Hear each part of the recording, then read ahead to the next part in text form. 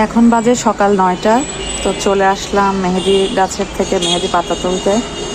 মেহেদি গাছ আসলে বাড়তে বাড়তে এত পরিমাণ বেড়েছে যে পাতা অনেক দিনই তোলা হয়নি। তো ভাবলাম আজকে তুলে নিয়ে হাতে মাখবো।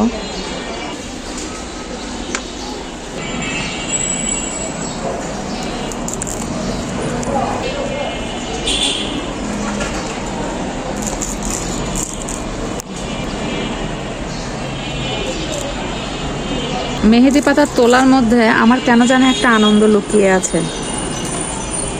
আর বেশি ভালো লাগে এই যে এভাবে টেনে যখন পাতাগুলো নিয়ে আসি, খুব ভালো লাগে। আগে যখন কোনো বাড়িতে বিয়ের অনুষ্ঠান হতো বা কোনো সুন্নত বাচ্চাদের, তখন তো আগের দিন রাত্রে সবাই মেহেদি পড়তো।